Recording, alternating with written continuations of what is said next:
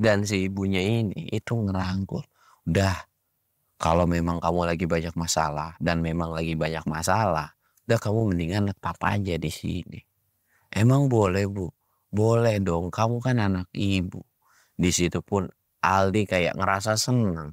Sampai akhirnya, "Ya udah Aldi di sini aja deh, nggak bakalan turun lagi."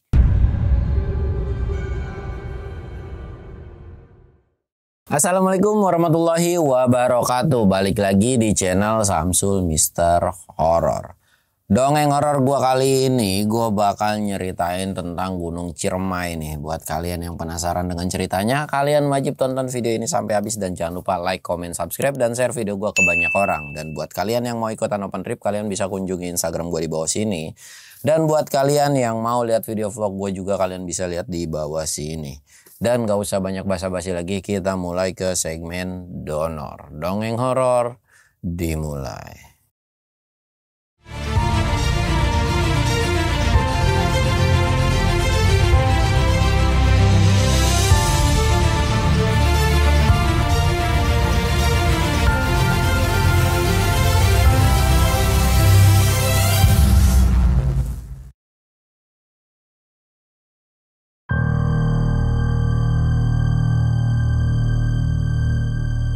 Oke cuy, sebelum masuk ke ceritanya, kita ritual kayak biasa. Jangan lupa sebat but.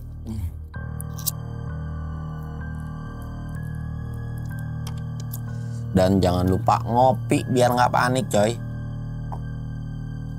Nah, sesuai cerita gue kali ini nih, gue tuh mau ngasih tahu ke kalian ya. Jadi kalau kalian mau healing, liburan, naik gunung atau kemanapun, jangan dibiasakan punya alasan misalkan kalian mau naik gunung itu gara-gara patah hati atau apa, atau lagi banyak masalah lah, katakan lagi banyak masalah kalian naik gunung. Nggak masalah, sebenarnya nggak apa-apa juga kalian punya masalah liburan.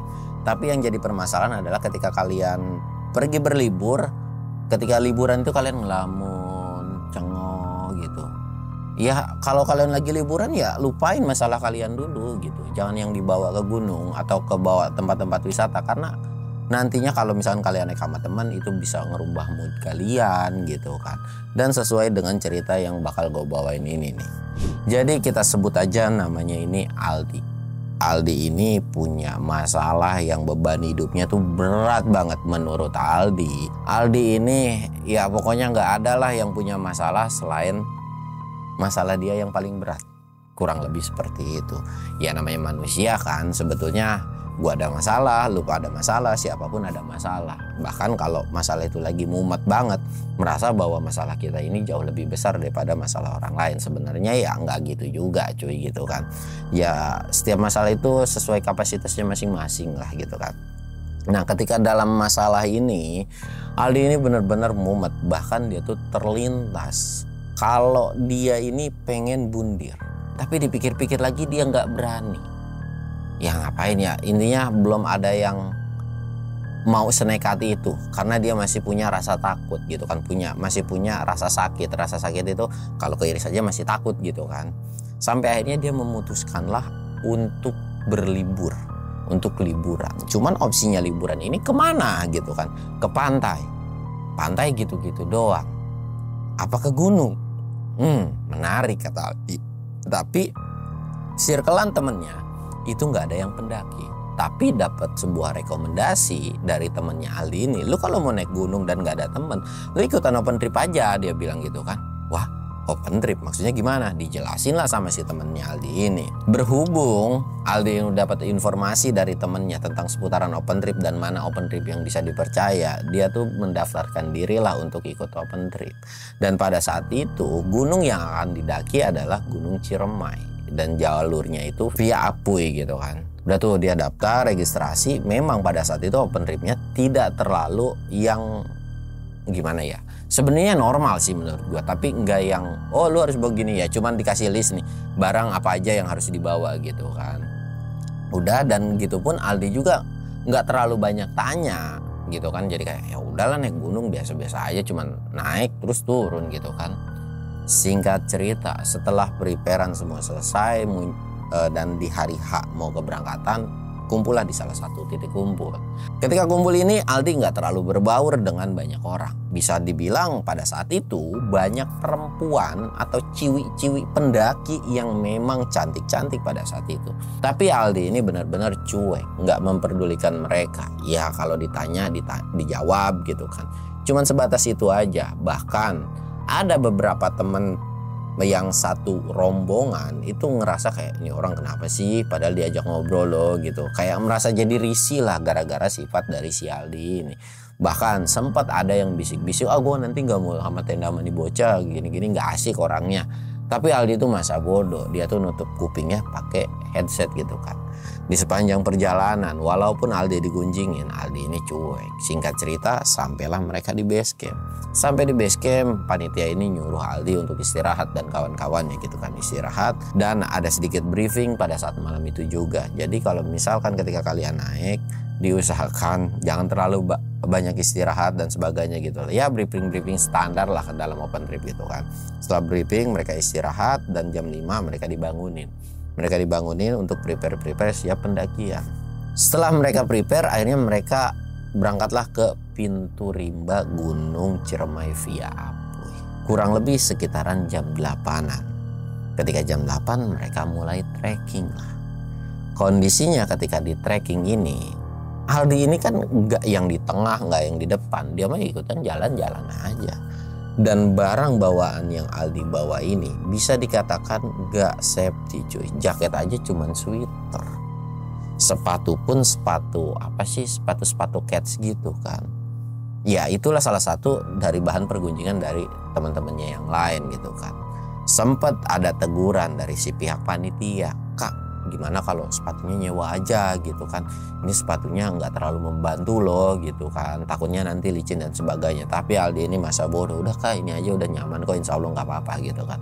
Ya udah, si pihak panitia sudah merekomendasikan dan nyuruh, tapi ini bocahnya ngeyel, jadi ya sudahlah terserah. Dan panitia juga selalu bilang kalau ada apa-apa tolong bilang, entah sakit entah apa tolong bilang.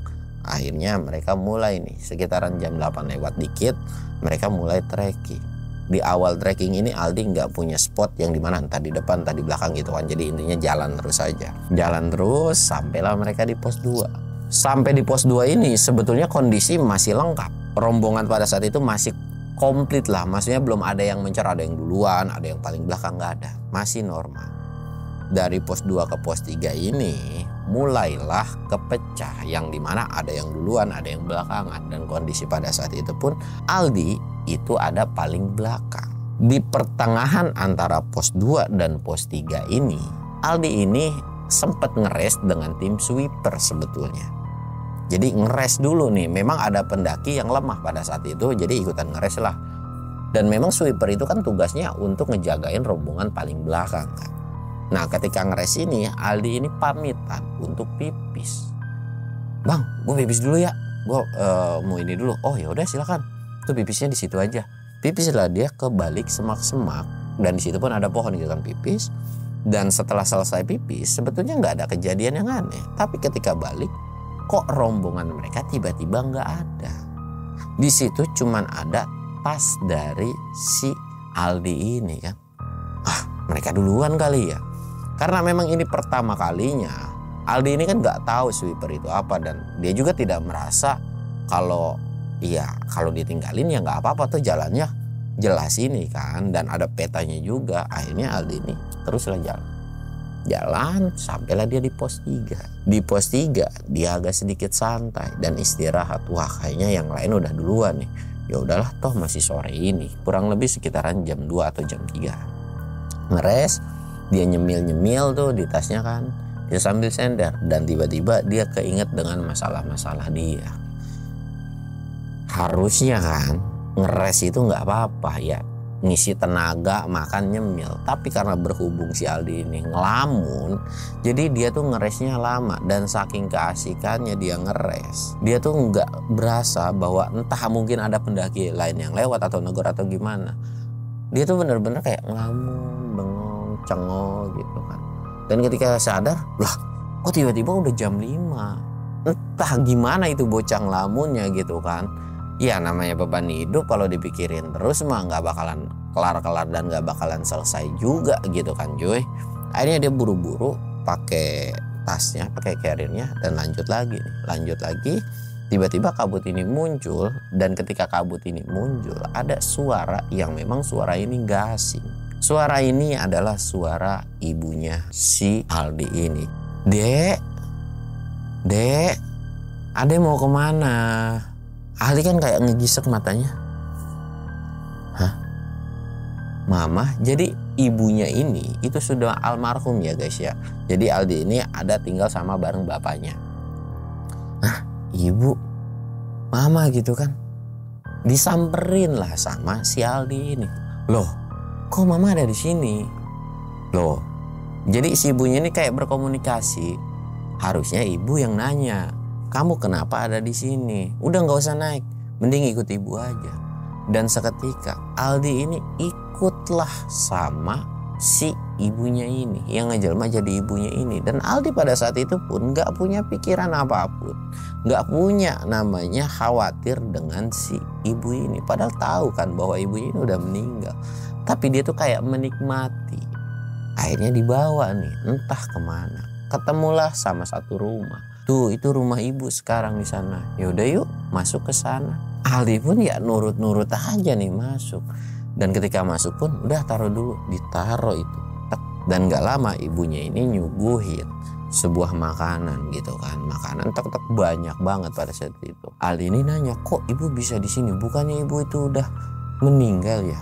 Ibu emang udah meninggal tapi netapnya tuh di sini. Jadi seolah tuh kayak ngehipnotis dari si Aldi. Iya memang gue udah meninggal, tapi gue tuh rumahnya tuh sekarang di sini.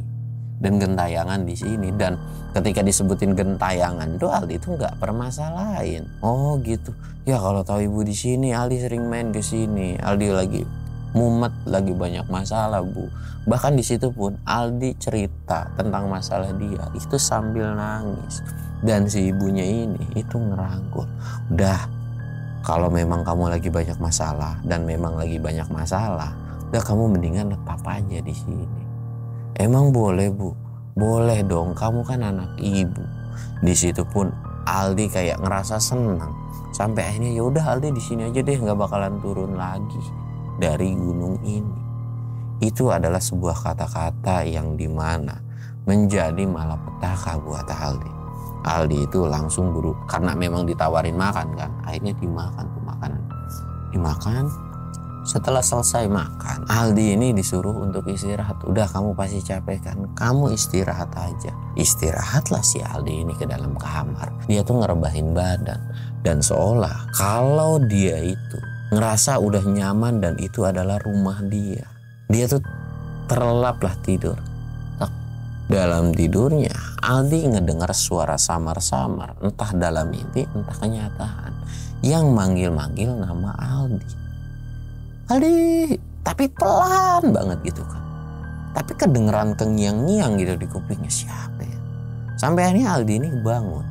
Dan ketika bangun, yang awalnya kamar itu adalah ada sebuah penerangan dari lampu zaman dulu cuy, yang pakai minyak tanah itu. Tiba-tiba gelap gulita. Dan ada sebuah sumber cahaya yang gak lain itu sumber cahayanya itu dari tengah rumah.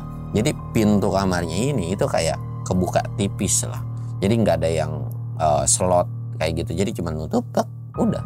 Kalau didorong juga ya kebuka gitu kan. Mungkin dimatiin kali sama si ibu kali ya. Tapi itu suara siapa yang teriak-teriak nama gue? Aldi itu sempat duduk dan dia ngedengerin. Ternyata itu bukan mimpi. Suara itu beneran ada cuy. Siapa ya? Kok kayak gak asing? Coba deh gue keluar rumah. Ketika keluar rumah, ternyata di situ gak ada siapapun. Hanya ada sebuah lampu di tengah rumah dan di situ ada piring-piring. Dan Alis ini kan gak terlalu ngeh karena baru bangun tidur. Bu, manggil-manggil kan kok gak ada. Dan ketika dicek atau dia mendekati lampu dan piring-piring di situ, Aldi kaget. Ditumpukan piring ini atau di atas piring ini, itu semuanya belatung cuy. Dan Aldi seketika ingat dengan apa yang dia makan.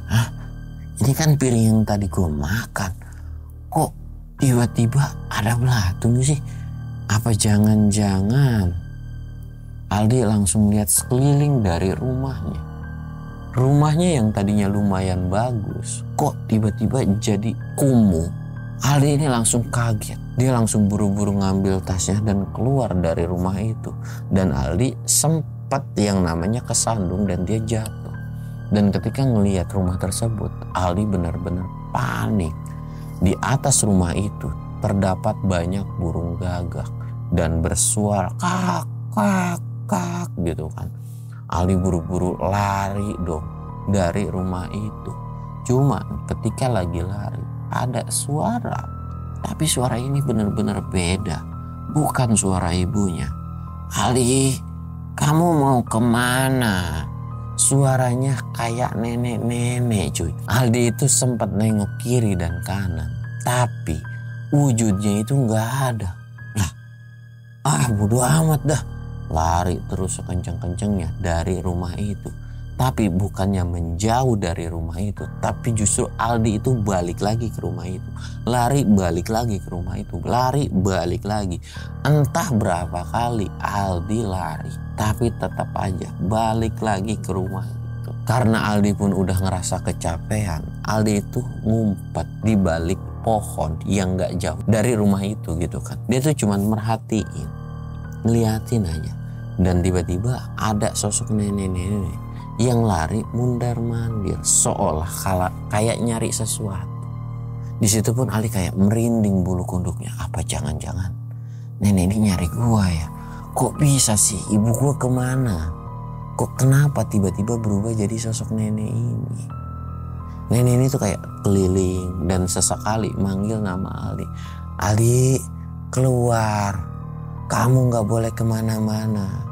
Kamu sudah janji akan menetap di sini dan nemenin saya. Aldi itu benar-benar ketakutan dan sontak teriak, gua nggak mau nemenin lu, gua nggak mau nemenin lu. Dan ketika Aldi teriak itu, nenek itu langsung nengok sambil nyeringai.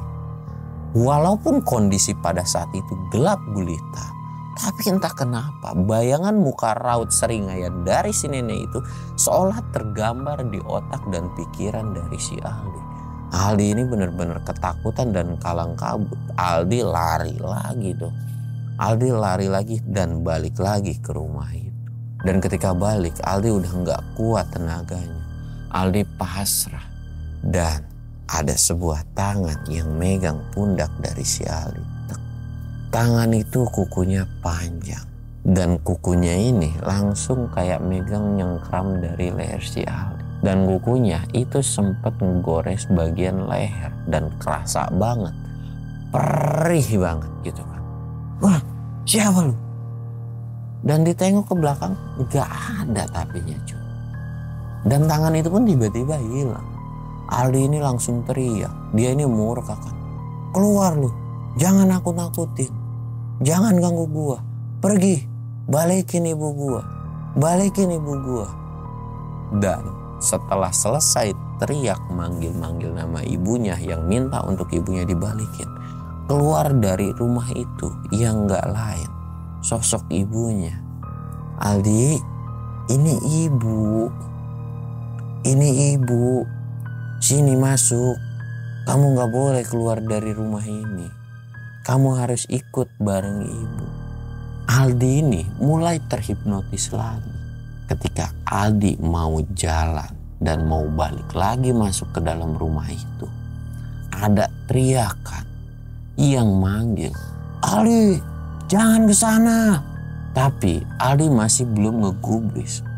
Aldi, jangan pergi ke sono. Dan Aldi ini langsung nengok. Lu gak usah ikut campur. Dia itu ibu gua dan gua mau nyamperin ibu gua. Tapi orang yang teriak ini bilang, ibu lu dari mana? Depan lu itu jurang. Jangan pergi ke sana gitu kan. Terus diteriakin, bahkan si orang ini sampai lari buat ngejar si Aldi. Dan Aldi ini cuek masa bodoh. Yang di penglihatan Aldi pada saat itu, bahwa di depan itu adalah rumah dan ada ibu. Dan ketika satu langkah lagi Aldi ini mau ngelangkah dan mau masuk ke jurang, alhamdulillahnya baju si Aldi ini sempat ketarik dan langsung prak gitu kan. Dan buru-buru Lu sadar. Lu sadar. Itu langsung dipeluk sama orang tersebut itu. Lu sadar, lu bangun. Lu lihat. Dan ketika Aldi sadar, gue di mana? Bang, kok lu bisa ada di sini? Ini gue di mana? Emak gue kemana? Nyokap gue kemana? Gitu. Istighfar, istighfar. Yang lu lihat itu nggak nyata. Itu tipu daya dari demit sini. Udah, ayo pergi. Dan seketika fisik dari si Aldi ini benar-benar langsung drop. Aldi ini sebenarnya udah nurut untuk cabut pergi dari situ karena memang di depan dia itu tiba-tiba berubah jadi jurang gitu kan. Aldi ini tiba-tiba baru jalan berapa langkah aja bruk gitu kan. Orang yang nolongin kita sebut aja namanya Rio. Bang Rio ini langsung nengok kan, astagfirullahaladzim, ini orang kayaknya fisiknya udah drop loh. Pas dicek, wah gejala-gejala hipotermia dan ini udah tingkatan ke tengah nih cuy. Udah bukan hipo ringan lagi gitu kan. Bang Rio ini langsung buru-buru ngobatin lah. Dan sesekali Bang Rio juga teriak-teriak. Mungkin Bang Rio ini juga ngebentuk sebuah tim evakuasi kecil buat nyari si Aldi ini gitu kan. Tapi belum ada sautan. Ditanganin dulu dan ketika dicek dari tasnya si Aldi ini ternyata cuma bawa sweater. Tapi ya sudah lah, dipakein sweaternya terus dipakein jaket Bang Rio juga. Lu sadar ya, lu bisa ngelawan. Ayo sadar dan didiemin lah di situ. Rio ini sempat nengok kiri dan kanan dan tiba-tiba ada suara nenek-nenek yang manggil si Rio. Kembalikan anak itu. Anak itu sudah jadi milikku. Dan dia sudah berjanji akan menetap di sini. Rio ini langsung nengok. Oh, jadi elu yang ngehasut nih bocah. Nggak akan gue biarin lu ngebawa nih anak. Kalau lu mau ngebawa nih anak, lu harus ngadepin gue dulu. Sosok nenek itu malah ketawa cekikikan. Dan situasi di area lokasi tersebut, angin itu kenceng. Dan ngelihat fisik dari si Aldi, gara-gara angin tersebut, itu tuh makin menggigil kan. Akhirnya dipeluk lah si Aldi ini. Lu bisa ngelawan ya, lu bisa ngelawan. Lu pokoknya harus selamat dari gunung ini. Dan karena udah bingung juga kalau harus berlama-lama, takutnya Aldi ini makin kenapa-napa, digendong. Walaupun dengan susah payah ya. Jadi digendong ini dengan kondisi ya si Aldi kan nggak bisa megang begini kan. Karena kondisinya badannya udah lemes. Jadi udah nggak ada tenaga. Jadi kayak PR banget lah pada saat itu. Dan Rio pun gak bawa sarung atau tali yang memang bisa untuk ngebantu dia ngegendong si Aldi gitu. Digendong walaupun dengan susah payah, dia selalu teriak manggil-manggil nama temannya. Dan ketika teriak-teriak manggil nama temannya, nenek itu tiba-tiba ngalangin jalan si Rio. Rio udah mulai kesel dan geram dengan sosok nenek itu. Lu lagi aja, lu mau ngapain? Lu gak bisa bawa anak ini. Anak ini ikut open trip gua dan udah jadi tanggung jawab gua. Pergi lu dari sini. Sosok nenek itu cuman diem sambil ketawa. Entah ada maksud apa. Tapi tiba-tiba dari belakang itu padahal areanya bisa dikatakan memang agak sedikit miring. Tapi ada bongkahan batu yang ngegelinding ke arah si Rio. Dan batu gelindingan itu sempat nimpah dari kakinya si Rio. Memang nggak langsung nanggal sih cuy, tapi kayak cuman kepoles doang lah. Dan itu mengakibatkan Rio pun kesakitan. Wah, geblek nih nenek-nenek ngajak duel gitu kan. Karena memang Rio agak sedikit paham dan ngerti. Dia tuh baca doa. Minta supaya ini nenek cabut dari pandangan si Rio ini gitu kan. Baca doa dan singkat ceritanya itu nenek tiba-tiba pergi. Dan alhamdulillah kata Rio tuh, ayo lu harus bisa keluar dari sini. Akhirnya si Aldi ini digendong lagi cuy. Digendong lagi walaupun dengan kondisi yang lumayan cukup susah. Rio ini benar-benar jalan. Dan gendongannya ini itu tuh benar-benar seolah kayak berat banget, jauh lebih berat daripada yang sebelum-sebelumnya. Bodoh amat dah, peduli setan lu mau nemblok di atas, mau dimanapun gua nggak peduliin tentang lu gitu kan. Yang penting anak ini nggak bakal gue biarin untuk stay di gunung ini. Singkatnya Rio ini jalan sampai akhirnya ketemu sama teman-temannya. Kirain itu teman-temannya bakal langsung buru-buru nolongin si Rio juga gitu kan. Tapi dari pandangan teman-temannya seolah ada yang berbeda. Bahkan temennya ada yang teriak, "Rio, itu di atas lu apaan? Lepasin itu gendongan lu, cabut buru, lari dari sana," gitu kan. Intinya kayak neriakin Rio untuk pergi. Rio kan ngerasa heran, apa nih? Dan dia pun sadar bahwa yang dia gendong ini ya si Aldi gitu kan. Tapi perkara yang ada di atasnya itu nggak tahu. Karena memang Rio ini bertanggung jawab dengan pesertanya, dia tuh masa bodoh lah. Terus digendong, tapi temen-temennya malah ngejauh gitu kan. Terus ngejauh karena ketakutan. Rio mulai kesel dan dia juga udah kecapean, ditaruh dulu. Ternyata pas ditaruh itu ada satu nenek-nenek yang nemplok begini cuy di badannya si Aldi. Rio ini udah kepalang kesel, rasa takut pun benar-benar udah hilang. Dijambak itu rambut si nenek sambil baca bismillah. Tak, lu ya dari tadi gue biarin aja lu masih aja bertingkah. Dijambak dan sosok nenek itu langsung teriak kayak seolah kesakitan. Dan ketika mau ditarik cuy, itu kepalanya lepas. Rio pun sempat merasa ngebrigidi ngeri cuy dan ngerasa ketakutan. Dan ketika diangkat, entah kenapa genggaman dari kepalanya si nenek ini seolah kayak nggak bisa dilepasin. Dan nenek ini malah ketawa, cekikikan terus-terusan gitu kan. Tapi karena Rio emang bertekad untuk nolongin si Aldi ini, dia tuh dalam hatinya baca doa dan melempari gitu kan. Dan badannya itu masih nempel. Badannya yang masih nempel ini Rio agak sedikit susah untuk ngelepasinnya. Dan Rio tuh kayak teriak ke salah satu temen, "Lu ngapain sih, bantuin gua geblek," dia bilang. "Lu malah ketakutan sama setan ya, buru bantuin." Dan salah satu temennya, bisa dikatakan salah satu panitia juga, akhirnya nolongin. Dan kondisinya si temennya ini pun agak takut cuy, karena memang ada badan yang tanpa kepala nempel di situ. "Udah lu pegangin.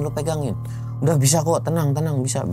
Akhirnya dilepasin dengan susah payah. Itu badan yang nempel ke si Aldi itu bisa lepas.